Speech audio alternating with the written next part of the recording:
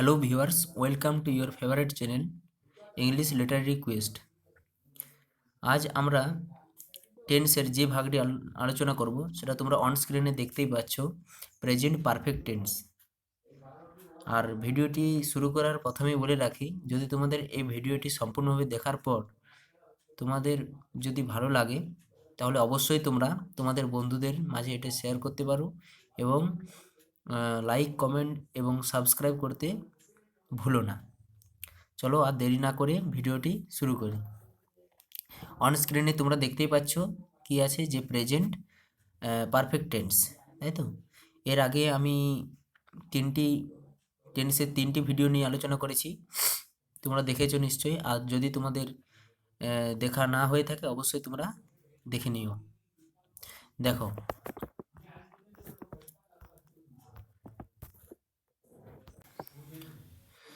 Present perfect tense আলোচনা করার পূর্বেই আমি কিছু পয়েন্ট তোমাদের সামনে তুলে ধরবো। এই পয়েন্টগুলো তোমরা খুব ভালোভাবে দেখলে অবশ্যই আমি শিওরভাবে বলতে পারি যে তোমাদের প্রেজেন্ট পারফেক্ট টেন্স সম্বন্ধে টোটালি যে সমস্ত প্রবলেম হয়ে থাকে সেগুলো সম্পূর্ণভাবে দূর হবে। ওকে, তোমরা খুব মনোযোগ সহকারে এই ভিডিওটি দেখো এবং তোমাদের যদি মনে হয় যে ভিডিওটি তোমাদের হেল্পফুল মনে হয় তাহলে অবশ্যই তোমরা তোমাদের বন্ধুদের মাঝে এই ভিডিওটি শেয়ার করতে পারো।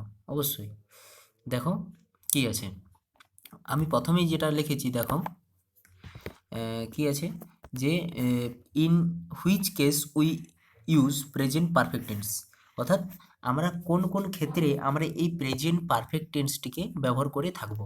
ইন হুইচ কেস মানে কোন কোন ক্ষেত্রে, তাই তো? অর্থাৎ আমরা কোন কোন ব্যাপারে বা কোন কোন সময়ে আমরা এই প্রেজেন্ট পারফেক্ট টেন্সটি ব্যবহার করে থাকবো। দেখো, 1 নম্বর পয়েন্টে যেটা আমি লিখেছি, দেখো ফিনিশ অ্যাকশন ব্র্যাকেটে কী দেওয়া আছে, past event and present result. Past event and present result. Okay, এটা আবার কেমন?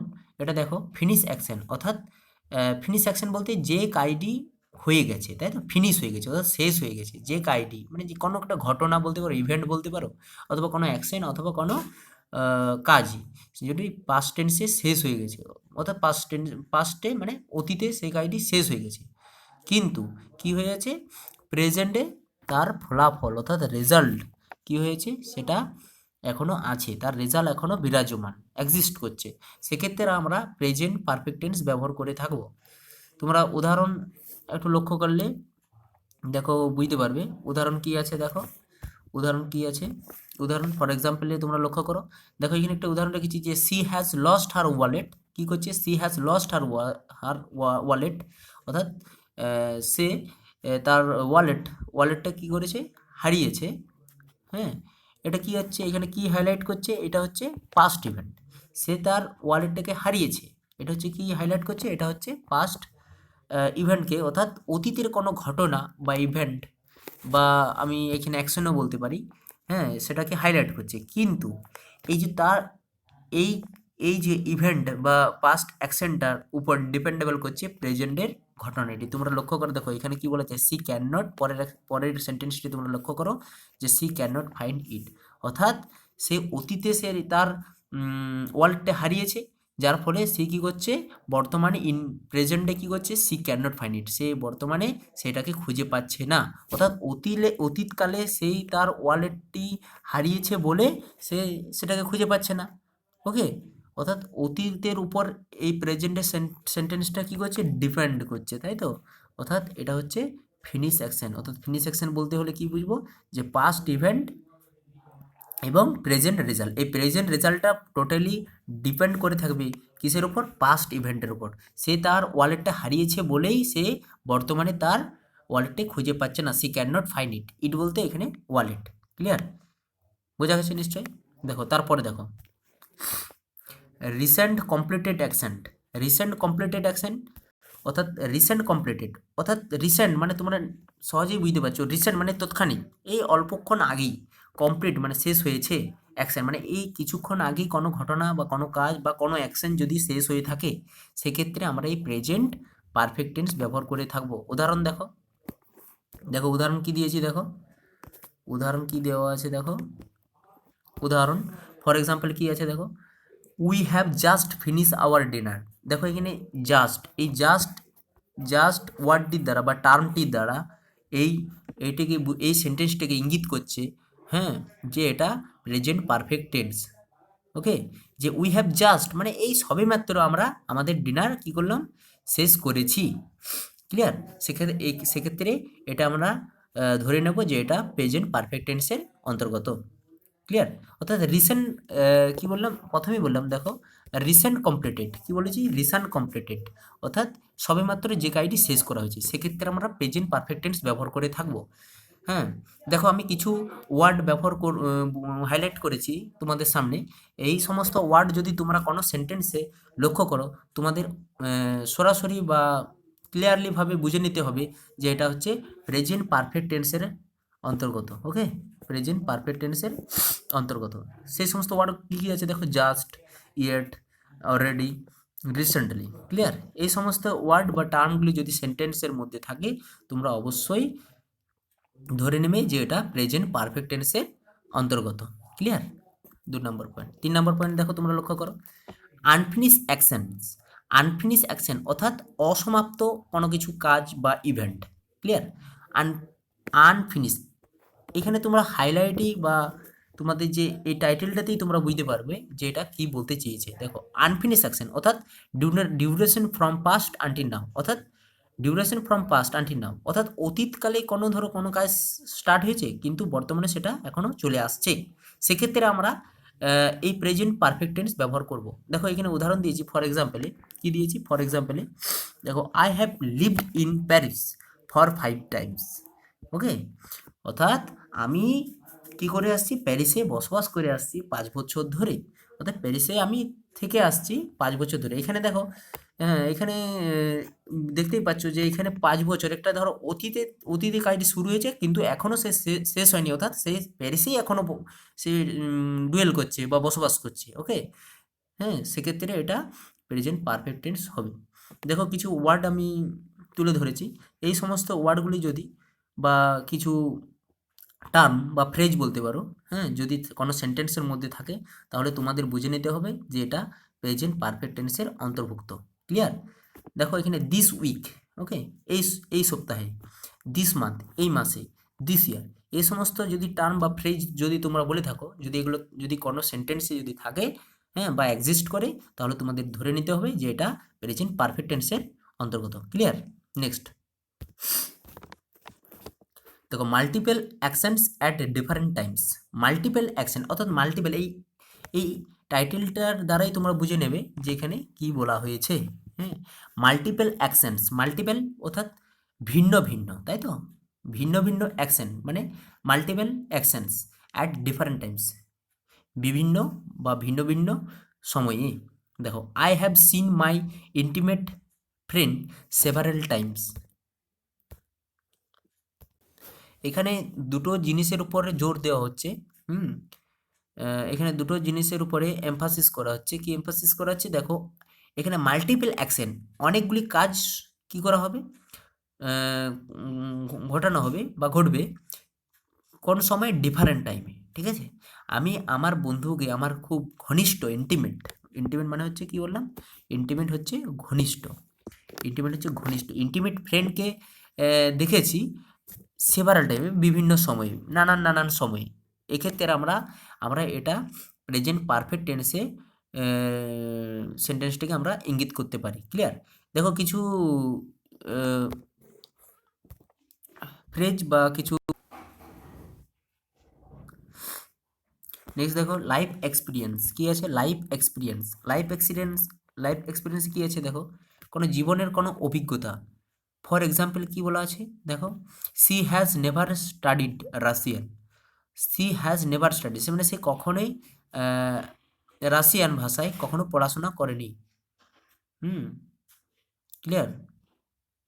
রাশিয়ান এখানে ল্যাঙ্গুয়েজ হতো। ওকে, বা তোমরা এটাও বলতে পারো যে সেই C has never studied Russian, মানে সে কখনো রাশিয়াতে পড়াশুনো করেনি। এখানে নেভার, এভার, এই সমস্ত যদি কিছু, হ্যাঁ, ওয়ার্ড থাকে বা টার্ম থাকে, সেক্ষেত্রে তোমরা বুঝে নেবে যে এটা হচ্ছে present perfect tense. Clear? Next এবার তোমাদের যেটা আছে, তোমাদের যেটা দেখতে হবে, দেখো তোমাদের বোঝার জন্য আমি যেটা খুব সহজভাবে করেছি, যে প্রেজেন্ট পারফেক্ট টেন্স এর ডেফিনেশন বা সংজ্ঞা এখানে আমি কি করেছি তুলে ধরেছি। দেখো সংজ্ঞা কি আছে, প্রথমে যে কোনো কাজ এই মাত্র শেষ হয়েছে কিন্তু তার ফল বর্তমানে আছে। হ্যাঁ, এখানে দেখো যে কোনো কাজ এইমাত্র শেষ হয়েছে বা রিসেন্টলি কমপ্লিটেড অ্যাকশন যেটা বলেছিলাম, তাই তো, কিন্তু তার ফল বর্তমানে আছে, এইরূপ বোঝালে এর কালকে প্রেজেন্ট পারফেক্ট টেন্স বলে। ক্লিয়ার? সেক্ষেত্রে বোঝালে কি বলা হয়, একে প্রেজেন্ট পারফেক্ট টেন্স বলা হয়। ক্লিয়ার? দেখো নেক্সট দেখো কি আছে, চিনবার উপায়, যেটা আমরা চিনবো কি করে, তাই তো, বাংলার ক্ষেত্রে যে বাংলা ক্রিয়াপদের শেষে, বাংলা ক্রিয়াপদ আমরা সবাই জানি, তো বাংলা ক্রিয়াপদ শেষে ইয়াছি, ইয়াছো, ইয়াছে ইত্যাদি যদি যুক্ত থাকে, সেক্ষেত্রে আমাদের বুঝে নিতে হবে যে এটা হচ্ছে প্রেজেন্ট পারফেক্ট টেন্সের অন্তর্ভুক্ত। ক্লিয়ার? একটু চটজলদি দেখো তোমরা। গঠন প্রণালী কি আছে দেখো, গঠন প্রণালী অর্থাৎ কোনো সেন্টেন্স যদি প্রেজেন্ট পারফেক্ট টেন্সের অন্তর্ভুক্ত থাকে, সেক্ষেত্রে আমাদের কি কি ফলো করতে হবে বা কি কি অর্ডার আমাদেরকে আহ, লক্ষ্য রাখতে হবে। দেখো প্রথমে কি আছে, সাবজেক্ট আছে, কি আছে সাবজেক্ট, এটা ভালো করে খুব মনোযোগ সহকারে দেখো এবং এই ফরম্যাটটা তোমরা খুব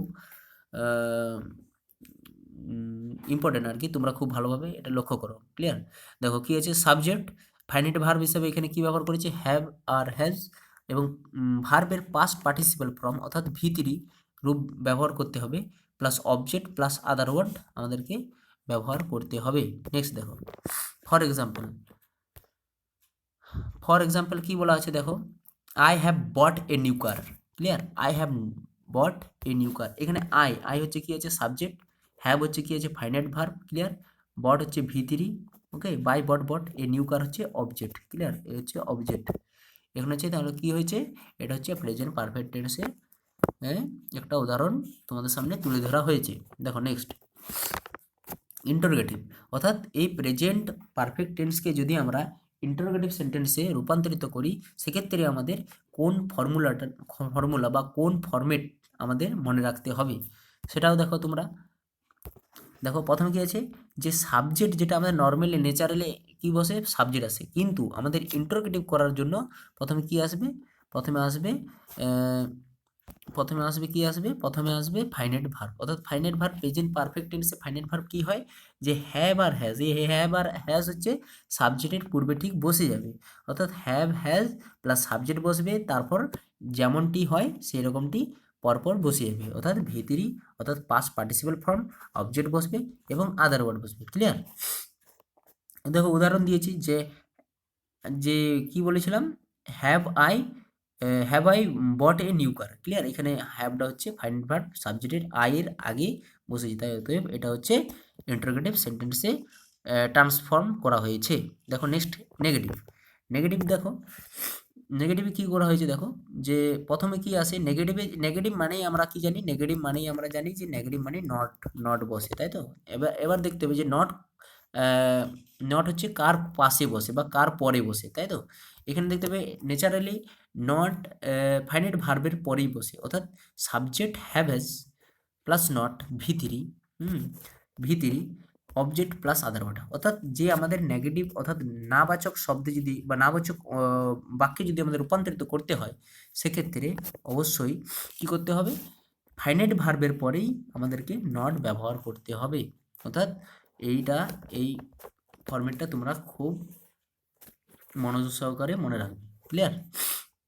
ফর এক্সাম্পল দেখো, ফর এক্সাম্পল কি দেওয়া আছে দেখো, ফর এক্সাম্পল কি দেওয়া আছে, দেখো I have not bought a new car. Clear? এখানে ফাইনাইট ভার্ব হচ্ছে হ্যাভ, তারপরেই দেখো নট বসেছে, অর্থাৎ এটা হচ্ছে কিসে রূপান্তরিত হয়েছে, নেগেটিভ সেন্টেন্সে রূপান্তরিত হয়েছে। ক্লিয়ার? নেক্সট দেখো, ইন্টারোগেটিভ কি আছে, interrogative plus negative. Interrogative plus negative কি আছে, ইন্টারোগেটিভ প্লাস নেগেটিভ, এটা সরি, এটা এখানে ফর্মুলাটা লেখা নেই, আমি বলে দিচ্ছি তোমাদেরকে।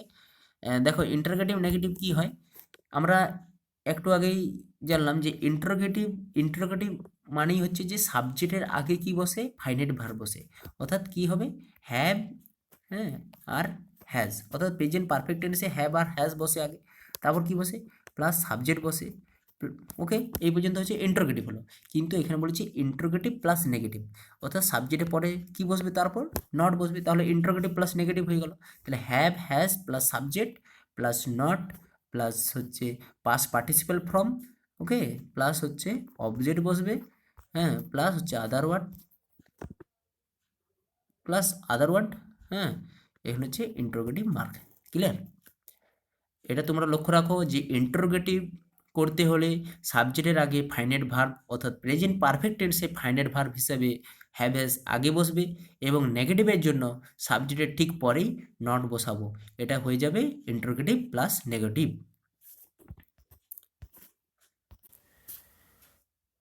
আর আমি আশা রাখছি তোমরা এই ভিডিওটি দেখার পর তোমাদের যে সমস্ত প্রেজেন্ট পারফেক্ট টেন্স নিয়ে প্রবলেম ফেস করেছো বা হয়, সেগুলো সমস্ত কিছু দূর হবে। এবং তোমাদের যদি এই ভিডিওটি ভালো লাগে, প্লিজ লাইক, কমেন্ট এবং তোমার বন্ধুদের সাথে অবশ্যই শেয়ার করবে, এবং তারই সাথে অবশ্যই সাবস্ক্রাইব করতে ভুলো না। আজ এখানেই রাখছি, দেখা হবে পরের ভিডিও।